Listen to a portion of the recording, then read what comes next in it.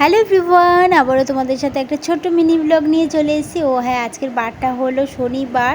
তো সকালে উঠেই আগে কর্তামশাইয়ের টিফিন রেডি করতে বসে পড়েছি। চলো আজকে টিফিনে কি করে দিলাম দেখিয়ে দিই। সকাল সকাল ভাত হয়েছে, এখানে টকের ডাল হয়েছে, আলু দিয়ে ডিম দিয়ে তরকারি আর ভেন্ডির তরকারি করেছি, সাথে স্যালাড দিয়ে দিয়েছি।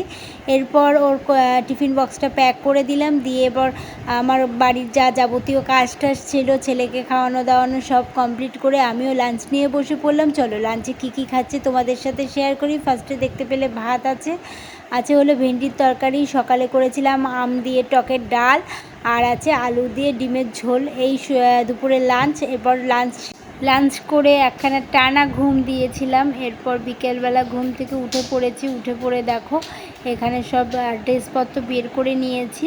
একটা ফ্রেন্ডের বাড়িতে যাব, ওর বাড়িতে নেমন্তন্ন আছে, তাই জন্য দেখো এখানে শাড়ি, একটা নরম শাড়ি বের করে নিয়েছি, যা গরম পড়েছে, আর জুয়েলারি বের করে নিয়েছি, আর ব্লাউজও বের করে নিয়েছি তার সাথে। এরপর শাড়িটা জুয়েলারিটা পরে নিয়েছি, জাস্ট একটু হালকা মেকআপ করবো, একটু লিপস্টিক আর একটু কাজল পরবো।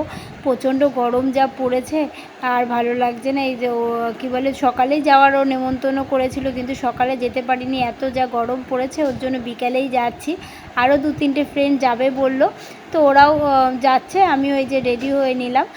তো এই যে শাড়িটা পরে কেমন লাগছে, আর অনেক দিন পর জানো তো শাড়ি পরলাম, আর গরমের মধ্যে শাড়ি পরতে সত্যি একটু কষ্ট হয়। যাই হোক, তারপর শাড়ি টাড়ি পরে একটু চুলটাও আঁচড়ে নিলাম। এরপর একটা সুন্দর একটা ছোট্ট টিপ পরে নিয়েছি, পরে নিয়ে এবার চুলটাও বেঁধে নিয়েছি। আর কেমন লাগছে আমাকে এই সাজে অবশ্যই তোমরা কমেন্ট করে জানিও। এই শাড়িটার সাথে জুয়েলারিটা কেমন লাগছে অবশ্যই জানি। এটা অনেক দিন আগে কিনেছিলাম, সেই শান্তিনিকেতন থেকে পরবো করে পরাই হয়নি, আজকে ফার্স্ট টাইম পরলাম জুয়েলারিটা। তারপর দেখো রেডি হয়ে নিয়েছি, নিয়ে এবার এই ব্যাগটা তো দেখেইছিলে, গিফট পেয়েছিলাম, তো এই শাড়ির সাথে দেখো ভালো লাগছে, তাই ম্যাচিং করে ব্যাগটাও নিয়ে নিলাম। কেমন লাগছে অবশ্যই জানিও। ওর বাড়িতে আজকে শীতলা পুজো তো হয়ে গেছে, তো বিকেলবেলায় আমরা যাব, যেহেতু বাচ্চা নিয়ে যাব, প্রচণ্ড গরমও পড়েছে। তো এরপর চলে আসলাম ওর বাড়িতে। এসে দেখো এখানে ফার্স্টেই মন্দিরে চলে এসেছি। ওর এই বাড়ির মন্দিরটা অনেক পুরনো এবং অনেক জাগ্রত, দেখতেই পাচ্ছ, মায়ের পুজো হয়ে গেছে। এরপর ভেতরে গিয়ে দেখছি আরও বান্ধবীরা সব চলে এসছে। এবার বাচ্চা কাচ্চাগুলো সব দেখো একসাথে বসে হই হুল্লোড় করছে, ওরাও কিছুটা মজা করলো, আর আমরাও কিছু, অনেক দিন পর দেখা হয়েছে, অনেক গল্প টল্পও হলো।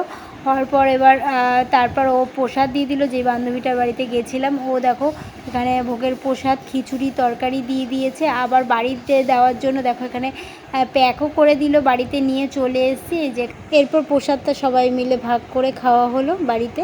চলো আজকে ভিডিওটা এখানেই শেষ করছি। তোমাদের ভিডিওটা কেমন লাগলো জানিও, খুব তাড়াতাড়ি দেখা হচ্ছে।